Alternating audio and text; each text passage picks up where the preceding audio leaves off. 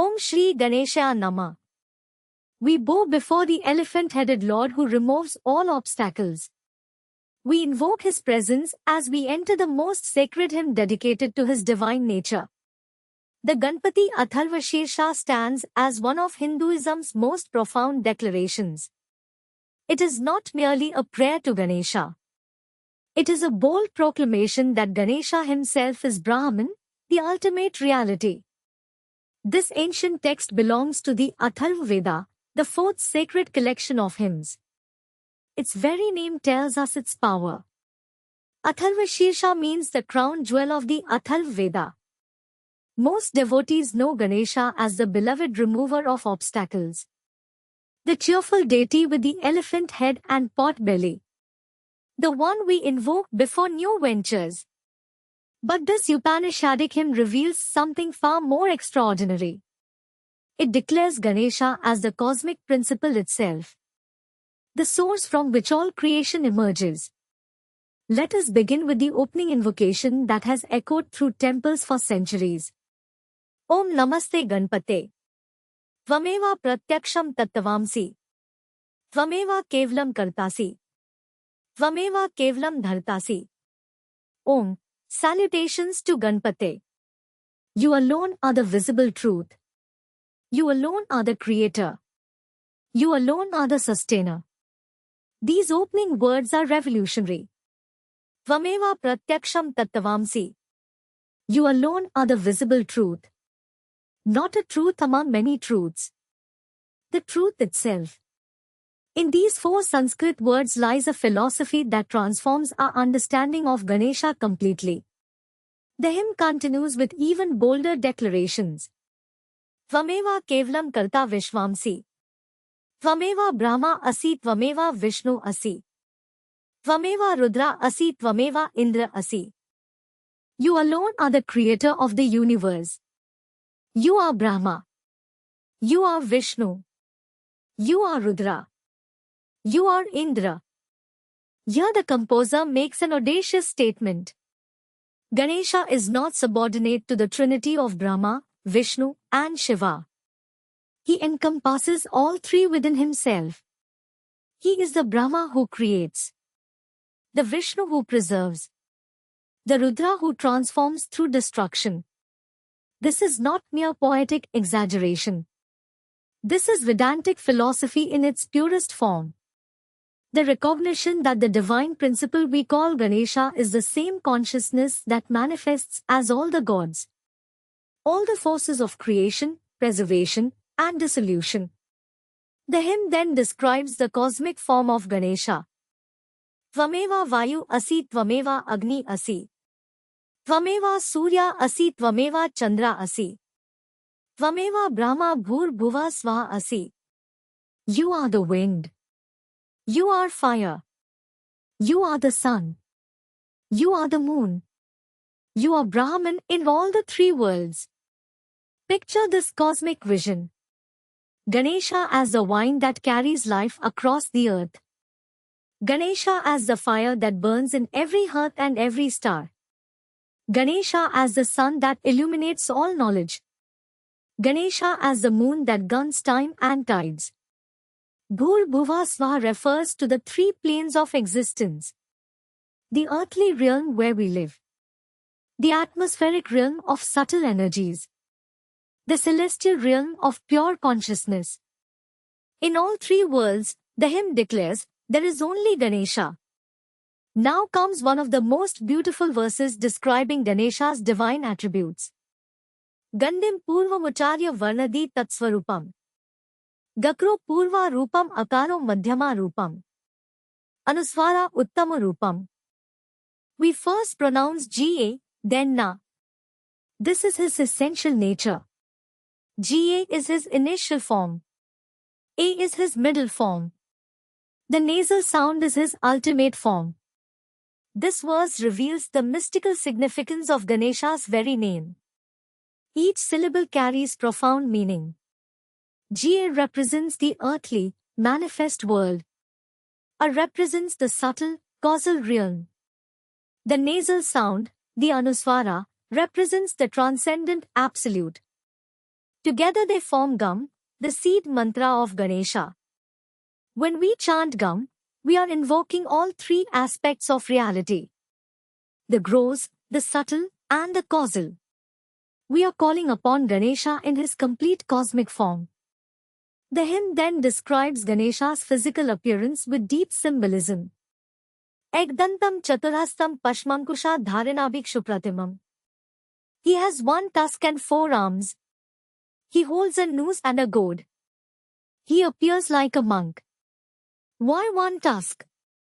The broken tusk represents sacrifice for knowledge. Legend tells us that when the great sage Vyas needed someone to write down the epic Mahabharata, he approached Ganesha. Vyas would dictate, but he needed a scribe who could match his speed of composition. Ganesha agreed, but with a condition. Vyas must recite without pause. If he stopped even for a moment, Ganesha would cease writing. Vyas accepted, but he too had a condition. Ganesha must understand each verse completely before writing it down. As the dictation began, Ganesha's divine pen moved swiftly across palm leaves. Hours turned to days. Days turned to months. Then suddenly, his pen broke. Without hesitation, Ganesha snapped off his own tusk. He dipped it in ink and continued writing. This broken tusk became the symbol of sacrifice for knowledge, of dedication to learning and wisdom. Every time we see Ganesha's single tusk, we remember this profound act. He gave a part of himself so that the greatest epic of Dharma could be preserved for humanity.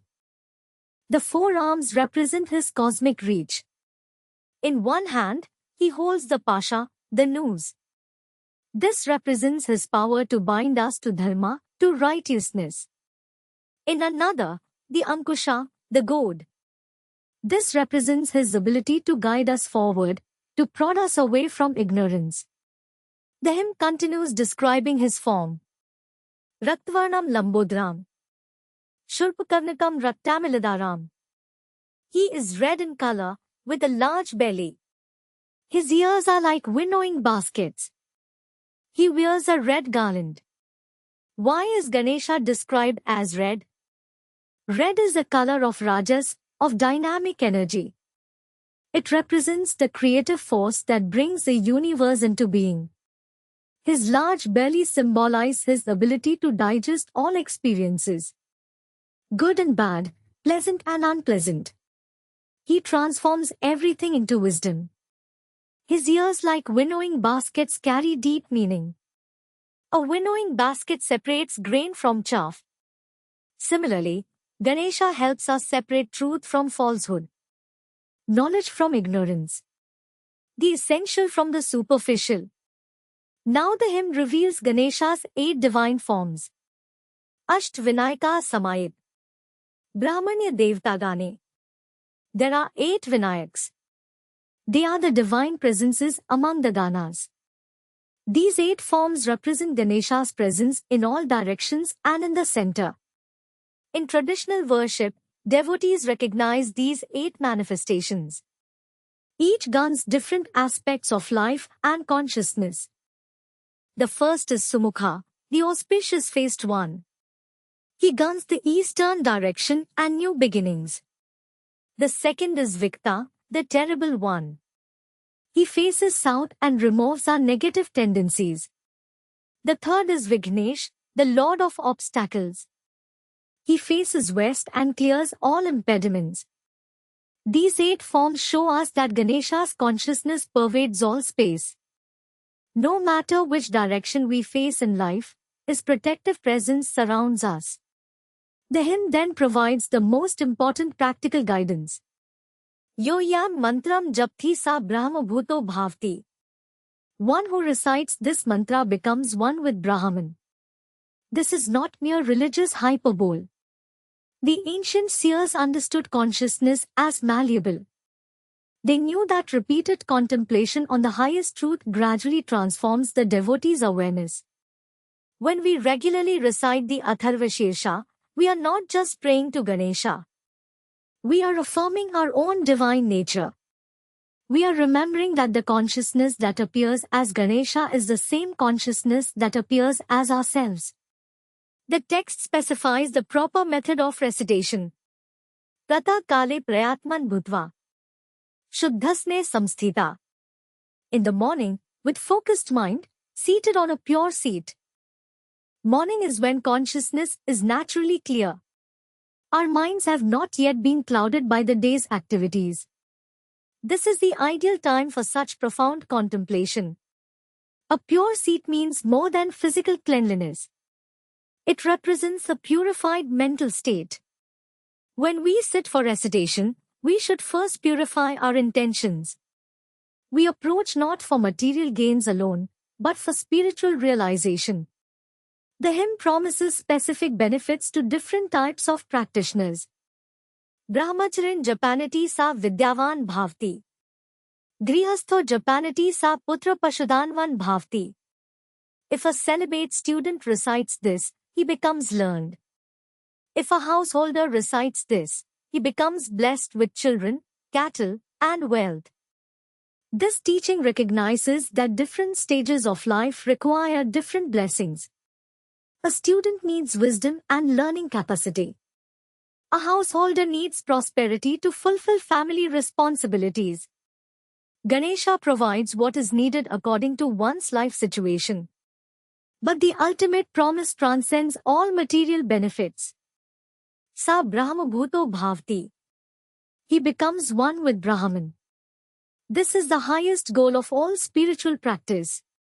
Not temporary happiness or success, but permanent recognition of our divine nature. The realization that we were never separate from the cosmic consciousness we call Ganesha. The hymn concludes with a powerful affirmation. Etad atharva shirsham yo adheti. Sa ganat pramuchate. Sa sarv vignair na badhyate. Sa sarvatra jayate. Whoever studies this atharva shirsha is freed from the ganas. He is not bound by any obstacles. He becomes victorious everywhere. Being freed from the ganas means liberation from group consciousness, from the limiting beliefs of society and family, from the mental impressions that bind us to repetitive patterns. Not being bound by obstacles means something profound. It does not mean obstacles will never appear. It means our consciousness becomes so expansive that no external circumstance can disturb our inner peace. Victory everywhere does not mean worldly conquest. It means the victory of wisdom over ignorance, of love over fear, of unity over separation. Traditional practice prescribes specific numbers for recitation. Some recite it 11 times daily. Others prefer 21 repetitions. Advanced practitioners may recite it 108 times, corresponding to the sacred number of beads on a mala. The most powerful practice is recitation during the 10-day Ganesh Chaturthi festival. When millions of devotees worldwide are focused on Ganesha's energy, the collective consciousness becomes particularly receptive to his grace. Many temples begin their daily worship with the Atharva Shirsha. It establishes the proper understanding before approaching Ganesha with specific requests. First, recognize his cosmic nature. Then, make your humble petition. The beauty of this hymn lies in its philosophical boldness. Most religious traditions maintain clear distinctions between devotee and deity, between the seeker and the sought. But the Atharva Shirsha dissolves all such boundaries. When we recite Tvameva Pratyaksham Tattvamsi, we are not speaking to someone outside ourselves. We are recognizing the Ganesha consciousness within our own being. We are awakening to our own divine nature. This is why the hymn can promise that the reciter becomes one with Brahman. It is not creating something new. It is unveiling what was always true. The elephant-headed deity dancing in countless temples is the same consciousness that beats in our heart. The same intelligence that removes obstacles in the outer world is present within us as discriminating wisdom.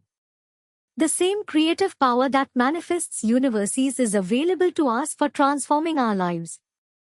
As we conclude our exploration of this sacred hymn, remember that understanding alone is not enough. These verses must be lived, not merely learned.